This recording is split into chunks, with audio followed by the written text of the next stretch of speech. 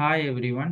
Problems based on right hand side of the differential equation is 0. அந்த டாபிக்ல அண்ணா யூனிவர்சிட்டியில semester எக்ஸாம்ல ரிப்பீட்டடா கேட்குற ப்ராப்ளம்ஸ் வந்து ஒவ்வொன்றா சால்வ் பண்ணிட்டு வரோம். இப்போ லாஸ்ட் ப்ராப்ளம் வந்து இனிஷியல் வேல்யூ ப்ராப்ளம் வந்து நம்ம பார்த்தோம். இப்போ வந்து பவுண்டரி வேல்யூ ப்ராப்ளம் வந்து நம்ம பார்க்கலாம். இப்போ கொஸ்டின்ல என்ன கொடுத்துருக்காங்க அப்படின்னா solve t square plus 1 multiply by y is equal to 0 given y of 0 is equal to 1 y of pi by 2 is equal to 0 அப்படின்னு கொடுத்துருக்காங்க. ஃபர்ஸ்ட் இந்த கிவன் கண்டிஷன்ங்கிறது என்னங்கிறத பார்த்துடலாம். அதுக்கப்புறம் நம்ம இந்த டிஃபரன்ஷியல் ஈக்குவேஷனை நம்ம சால்வ் பண்ணலாம். ஃபர்ஸ்ட் கண்டிஷன் என்ன கொடுத்துருக்காங்க, y of 0 is equal to 1. First condition என்ன கொடுத்துருக்காங்க, y of 0 is equal to 1. இதுக்கு என்ன அர்த்தம் அப்படின்னா நம்மளுக்கு வந்து சால்வ் பண்ணும்போது ஒய் ஆஃப் எக்ஸ் அப்படின்னு ஒரு ஜென்ரல் சொல்யூஷன் கிடைக்கும். ஓகேவா? அந்த கிடைக்கிற ஒய் ஆஃப் எக்ஸுங்கிற ஜென்ரல் சொல்யூஷன்ல எக்ஸுக்கு பதிலாக நம்ம என்ன போடணும், 0 போடணும். அப்படி போடும்போது ஒய் ஆஃப் எக்ஸோட மதிப்பு வந்து 1 அப்படின்னு சொல்லியிருக்காங்க.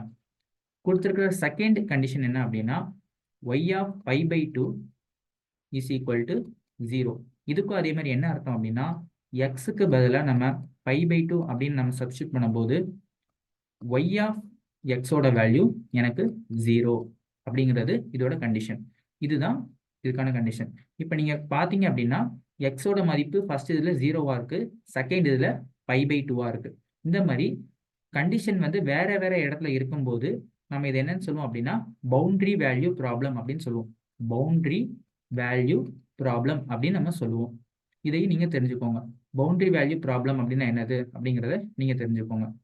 இதே கண்டிஷன் வந்து ஒரே பாயிண்ட்ல கொடுத்துருக்காங்க, 0 அப்படிங்கிற பாயிண்ட்லயும் கொடுத்துருக்காங்க, இங்கேயும் 0ங்கிற பாயிண்ட்ல கொடுத்துருக்காங்க அப்படின்னா அதை இனிஷியல் வேல்யூ ப்ராப்ளம் அப்படின்னு சொல்லுவோம். இந்த ப்ராப்ளம் நம்ம லாஸ்ட் வீடியோல சால்வ் பண்ணோம். இந்த வீடியோல பவுண்டரி வேல்யூ ப்ராப்ளம் நம்ம சால்வ் பண்ணலாம். நார்மலா ஒரு டிஃபரன்ஷியல் ஈக்குவேஷன் கொடுத்து அதுக்கு இந்த மாதிரி கண்டிஷன் கொடுத்தாங்கன்னா நமக்கு எந்த மாதிரியான ஆன்சர் வரும் அப்படின்னா கான்ஸ்டன்ட்டுக்கு ஒரு மதிப்பு கிடைக்கும். வாங்க இதை நம்ம சால்வ் பண்ணி அதை எப்படின்னு தெரிஞ்சுக்கலாம். சொல்யூஷன். இப்போ கொடுத்துருக்கிற கிவனை நான் ஒரு தடவை எழுதிக்கிறேன். என்ன கொடுத்துருக்காங்க, t square plus 1 multiply by y is equal to 0. First step என்ன அப்படின்னா ஆக்சிலரி ஈக்குவேஷன் ஃபார்ம் பண்ணணும். ஆக்சிலரி ஈக்குவேஷன் அப்படின்னா ஒரு டிஃபரன்ஷியல் ஆப்ரேட்டர் எங்கெல்லாம் டி இருக்கோ அதை நம்ம எம்மா ரீப்ளேஸ் பண்ணணும். இப்போ எம்மா ரீப்ளேஸ் பண்ண எனக்கு என்ன வரும், M square plus 1 is equal to 0. இது வந்து ஒரு செகண்ட் ஆர்டர் டிஃபரன்ஷியல் ஈக்குவேஷன். ஏன் அப்படின்னா எனக்கு பவர்ல 2 இருக்கு. அப்போ என்ன அர்த்தம், எனக்கு ஆன்சர்ல 2 ரூட் வரும் அப்படின்னு அர்த்தம். ஓகே, இதை சால்வ் பண்ணலாம். M square is equal to plus 1 இந்த சைடு வரும்போது -1, இந்த சைடு உள்ள ஸ்கொயர் இங்கே வரும்போது எனக்கு ரூட்டா வரும். இப்போ ரூட் ஓவர் -1 வந்து ஆன்சர் வந்து பிளஸ் ஆர் மைனஸ் ஐ அப்படின்னு நம்ம சொல்லுவோம். ஏன்னா -1க்கு ரூட் எடுத்தா வரும், ஒரு இமேஜினரி டேர்ம் வரும். இந்த ஐயை நம்ம எப்படி எழுதலாம் அப்படின்னா 0 பிளஸ் ஆர் மைனஸ் ஐ அப்படின்னு எழுதலாம். இப்போ எனக்கு வந்திருக்க ரூட் என்ன ஃபார்ம்ல இருக்கு, alpha plus or minus beta i அப்படிங்கிற ஃபார்முலா இருக்கு. அதாவது ஆல்பாவோட மதிப்பு வந்து 0, பீட்டாவோட மதிப்பு வந்து எனக்கு 1. அது இங்க எழுதுறேன். ஆல்பாவோட மதிப்பு 0, பீட்டாவோட மதிப்பு எனக்கு 1. ஓகேவா? இந்த மாதிரி ரூட்ஸ் வந்து எனக்கு ரியல் அண்ட் இமேஜினரியா இருக்கு. 0ங்கிறது ரியல் பார்ட், ஐங்கிறது இமேஜினரி பார்ட். இப்போ எனக்கு வர ரூட் எப்படி இருக்கு, ஒரு ரியல் அண்ட் இமேஜினரியா இருக்கு. இந்த மாதிரி எனக்கு ரூட்ஸ் வந்து ரியல் அண்ட் இமேஜினரியா இருந்தா காம்ப்ளிமெண்டரி ஃபங்க்ஷன் எப்படி எழுதணும் அப்படின்னா e power alpha x a cos beta x plus B sin beta x அப்படின்னு எழுதணும். ஓகேவா? ரொம்ப சிம்பிள் தான். இது மட்டும் நீங்க தெரிஞ்சுக்கணும். ஒரு ரூட் வந்து எப்படி வந்தா அதுக்கு காம்ப்ளிமெண்டரி ஃபங்க்ஷன் எப்படி எழுதுறது அப்படிங்கிறத மட்டும் தெரிஞ்சுக்கணும். இப்போ இந்த காம்ப்ளிமெண்டரி ஃபங்க்ஷன்ல வர்ற நமக்கு வந்திருக்க alpha and beta value substitute பண்ணலாம். அப்போ e power 0x a cos பீட்டாவோட வேல்யூ 1, ஸோ நான் அப்படியே எழுதிக்கிறேன் a cos x plus B sin x. ஓகேவா? இப்போ இ பவர் 0xோட வேல்யூ வந்து எனக்கு 1. அப்போ CF is equal to A cos x plus B sin x. இப்போ இந்த ப்ராப்ளமுக்கு பர்டிகுலர் இன்டர்வல் வந்து 0, ஏன்னா எனக்கு ரைட் ஹேண்ட் சைடு வந்து 0 இருக்கு, ஸோ 0. இப்போ நான் என்ன எழுத போறேன்னா ஜென்ரல் சொல்யூஷன் எழுத போறேன். ஜென்ரல் சொல்யூஷன் ஒன்றும் இல்லை, y is equal to complementary function plus particular integral. ஓகேவா? y is equal to a cos x plus b sin x. இப்போ நல்லா பார்த்தீங்க அப்படின்னா ஒய்ங்கிற இந்த இது எதை டிபெண்ட் பண்ணியிருக்குன்னா எக்ஸுங்கிற வேரியபிளை டிபெண்ட் பண்ணியிருக்கு. ஒய்ங்கிற ஃபங்க்ஷன் வந்து எக்ஸுங்கிற வேரியபிளை டிபெண்ட் பண்ணியிருக்கு. ஸோ நம்ம எப்படி எழுதலாம்? Y of x is equal to A cos x plus B sin x அப்படின்னு எழுதலாமா? எழுதலாம். ஓகேவா? இப்போ வந்து இதுதான் ஜென்ரல் சொல்யூஷன். இந்த ஜென்ரல் சொல்யூஷன்ல நம்ம கண்டிஷனை அப்ளை பண்ணணும். ஃபர்ஸ்ட் கண்டிஷன் என்ன கொடுத்துருக்காங்க? Y of 0 is equal to 1. Y of 0 is equal to 1. திரும்பவும் சொல்றேன், எக்ஸுக்கு 0 போடும்போது ஒய் ஆஃப் எக்ஸோட மதிப்பு எனக்கு என்னவாகுது? 1 ஆகுது. இதுதான் இதுக்கான அர்த்தம். ஒய் ஆஃப் எக்ஸோட வேல்யூ வந்து எனக்கு 1 ஆகுது. எப்போ அப்படின்னா எக்ஸுக்கு பதிலாக நான் 0 போடுறேன்.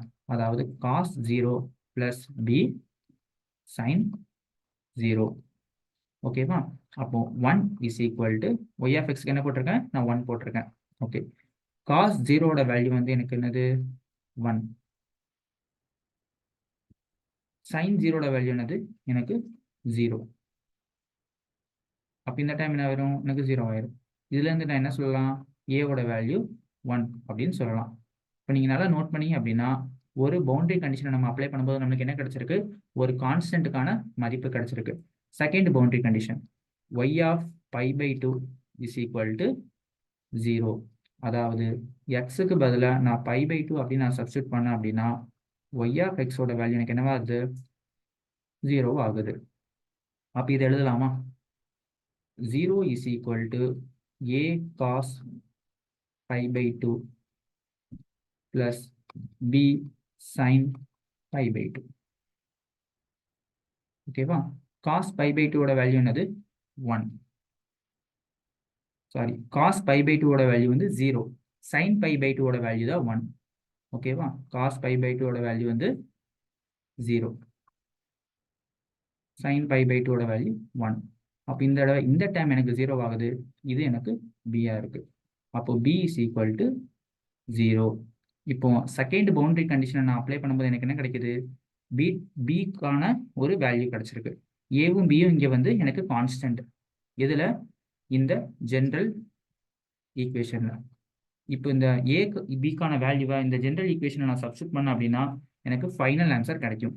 ஏவோட வேல்யூ என்ன வந்திருக்கு? எனக்கு 1னும் பியோட வேல்யூ 0ன்னு வந்திருக்கு. அப்போ ஏவோட வேல்யூ 1, பியோட வேல்யூ 0. அப்போ y of x is equal to எனக்கு என்ன வரும்? காஸ் எக்ஸ் அப்படிங்கிறது வரும். Y of x is equal to cos X.